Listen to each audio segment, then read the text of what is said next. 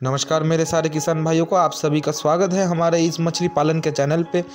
दोस्तों, आज जिस विषय में बात करने वाले हैं कि मछली का स्पॉन फार्मिंग को लेकर कि हम लोग को बहुत सभी को पता है कि हम सभी स्पॉन का फार्मिंग बहुत करते हैं और इसका कारण यही है कि ताकि हम लोगों को कम पैसे में हमारा सीड मिल पाए।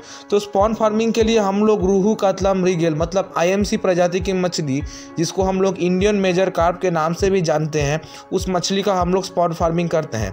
तो इस मछली के स्पॉन फार्मिंग में हम लोग को पता है कि हम लोग 3 दिन का मतलब 72 घंटे का बच्चा को लाकर हम लोग हमारे नर्सरी तालाब में फेंकते हैं या फिर नर्सरी तालाब में हम लोग पानी में छोड़ते हैं, जिससे कुछ दिन बाद लगभग 30 से 32 दिन के बाद हम लोग का तालाब से अच्छा खासा एक मछली का यील्ड निकलता है। एक अच्छा खासा फार्मिंग का हार्वेस्टिंग कर सकते हैं हम लोग, जिससे हम लोग वो सीड को हमारे दूसरे किसान भाइयों को सेल आउट करके कुछ मुनाफा कर सकते हैं और हमारा खुद का सीड भी हम लोग उधर से रख सकते हैं। तो मेरे सारे दोस्तों से ये निवेदन है कि आप लोग ज़रूर स्पॉन फार्मिंग का कोशिश कीजिए और ज़रूर कीजिए, कारण सभी को पता है कि हम लोग जब भी तालाब में फार्मिंग कर रहे हैं, एक नर्सिंग तालाब अलग करके हम लोगों के लिए होना चाहिए। तो उस नर्सिंग तालाब में हम लोग को सालाना एक बार ए क्वालिटी का रोहू कतला का स्पॉन जरूर देना चाहिए।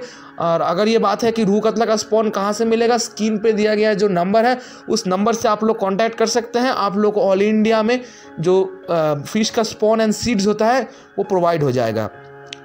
ये जो हम लोग स्पॉन देते हैं जो कि 72 घंटे का होता है, उसको हम लोग देने से पहले हम लोगों को, जैसे हम लोग दूसरे सारे मछलियों के लिए तालाब का प्रिपरेशन करते हैं, उसी तरह से हम लोग को तालाब का प्रिपरेशन करना है। और हम लोगों को ये ध्यान में रखना है कि हम लोग उसमें चूना बहुत कम देंगे, जो रहेगा आपका इनिशियल स्टेज में। जब हम लोग स्टार्टिंग करेंगे, इनिशियल मतलब वो होता है, तो जब हम लोग स्टार्टिंग करेंगे उस समय प्रति डेसिमल में, आप लोग स्क्रीन पे देख पा रहे होंगे, प्रति डेसिमल में हमको लगभग 50 से 100 ग्राम चूना देना है। वो आपकी मिट्टी के pH के ऊपर डिपेंड करेगा। तो pH क्या है? pH है पावर ऑफ हाइड्रोजन, ठीक है। ज़्यादा रहता है तो pH बेसिक नेचर है और कम रहता है तो एसिडिक नेचर है। न्यूट्रल वैल्यू 7 होता है, मतलब नॉर्मल वैल्यू 7 रहता है। तो उसमें हम लोग को चूना प्रयोग करना है।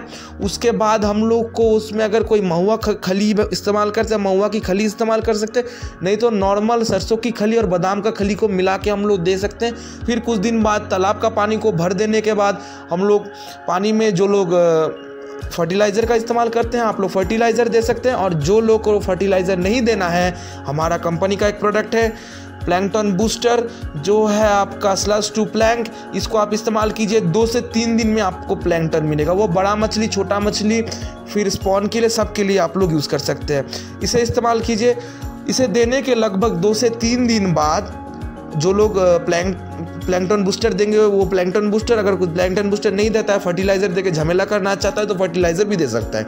उससे लगभग 3 से 7 दिन बाद हम लोग देखेंगे कि तालाब में अब हमारा बाकी सब पैरामीटर, मतलब पानी का जो पिलर रहता है वो सब कैसा है, पैरामीटर्स, pH, TDS, ये सब कैसा है, अमोनिया कैसा है, गैस हुआ है कि नहीं, ये सब हम लोग देख लेंगे। उसके बाद देखेंगे कोई कीड़ा मकोड़ा हुआ है कि नहीं। अगर नहीं होता है तो भी अच्छा, अगर होता है तो भी अच्छा। तो हम लोग क्या करेंगे, हमारा क्लीनर जो आता है हमारी कंपनी का, पॉन्ड गार्ड, इसको इस्तेमाल करेंगे। इससे आपकी पानी का जो ज़्यादा हरापन, मतलब जो एल्गी का प्रयोजन नहीं है, उसे ख़त्म कर देती है। उसके साथ साथ हमारा जो दूसरा बड़ा कीड़ा होता है जो मछली के स्पॉन को हानिकारक करता है और मछली के स्पॉन को मार देता है, उसको भी ये ख़त्म कर देती है। जितना भी अनवांटेड मटेरियल है पानी में, सब कुछ ख़त्म कर देती है। और कोई अगर इसको इस्तेमाल नहीं करना चाहते, आप लोग कॉपर सल्फेट इस्तेमाल कर सकते हैं, लेकिन कॉपर सल्फेट ज़्यादा या कम में मछली के लिए टॉक्सिक होता है, इसलिए आपको ये ध्यान में रखना है।